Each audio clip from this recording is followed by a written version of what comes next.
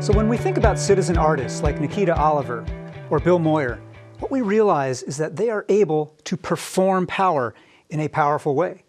And what we realize as well is that there is something to this idea in the first place of the citizen artist. What does it mean?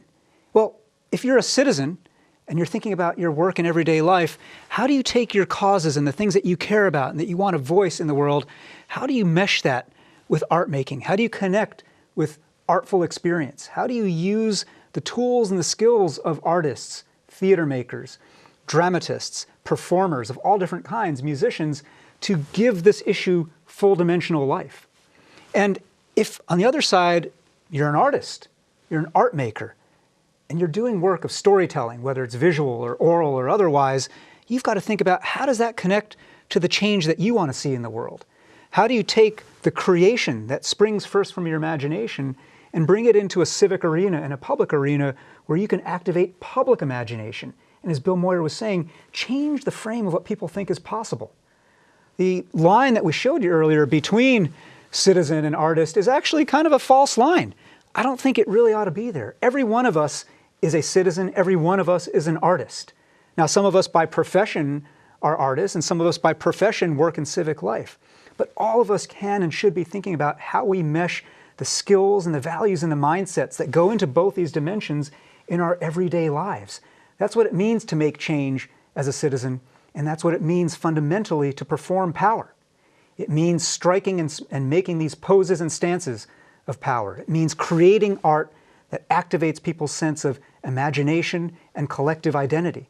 And it means, finally, creating these moments where, through imagination, you can make minorities as powerful as majorities, and you can change the norms in contagious ways of the entire society.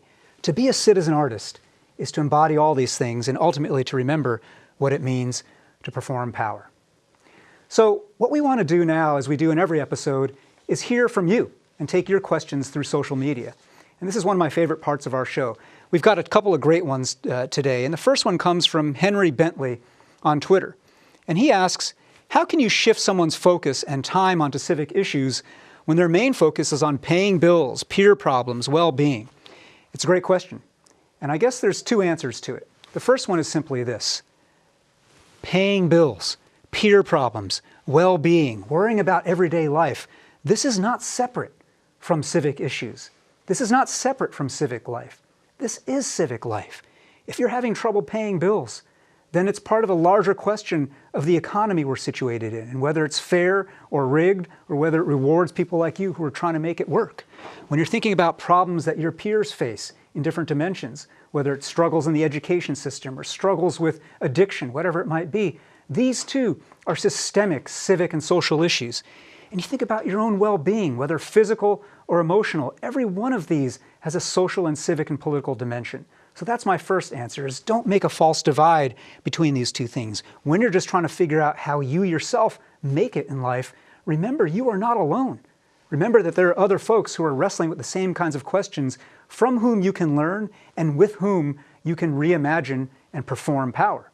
But the second way I'd answer this question is simply this: recognizing that it's a matter of priority. And you think about the movements in this country right now. You think about $15 now in Seattle. You're talking about low-wage workers who are working the second and the third shift, who are barely making ends meet, and yet who have found ways to make the time to become activists, who have found ways to get their voice out there. You've got to, in fellowship with others, decide that these issues matter enough to me and to all of us to carve out the time for them. That's our first question. But our second question, in a way, relates in a similar spirit, though, maybe a little bit more philosophical. From Tim Schafer, came through Facebook. What simple act can one do every day to advance the common good? You know, this is a question after an incredibly divisive and polarized election, and in a political environment that remains divided and polarized, where people want to remember that there are simple acts, simple things on an individual human scale that we can do. I think the most important one is this: listen. Learn to listen with true depth and compassion. I don't mean listen in order to prepare to win a debate and hear the other guy's point so that you can prepare to rebut it. I don't mean listen in a way that kind of you get the gist and then you move on and you start thinking about your smart thing to say. I mean sit with that other person. I mean ask them why and how they came to see the world they do. What formed them? What shaped them? What mentors, what experiences, good or bad, wonderful or painful, made them who they are? And listen with compassion, radically deep compassion. That simple act is essentially absent from our national political life. But when you think about the local, when you think about your life in neighborhood, in community, with your family, with your fellow parishioners, whatever it might be, face to face, you can't avoid this human dimension. And we've all got to learn again how to see one another, how to hear one another, how to do this kind of full body, full heart listening. That simple act is the only way we together are going to repair our broken politics.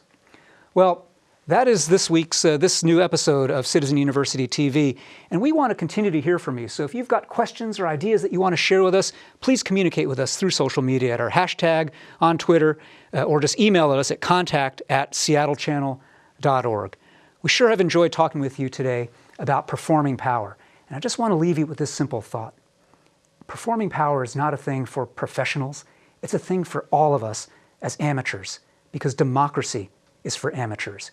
It's about us as citizens deciding we are going to hold the space, activate our imaginations, and change the frame of the possible in civic life. Thanks for watching, and please tune in again.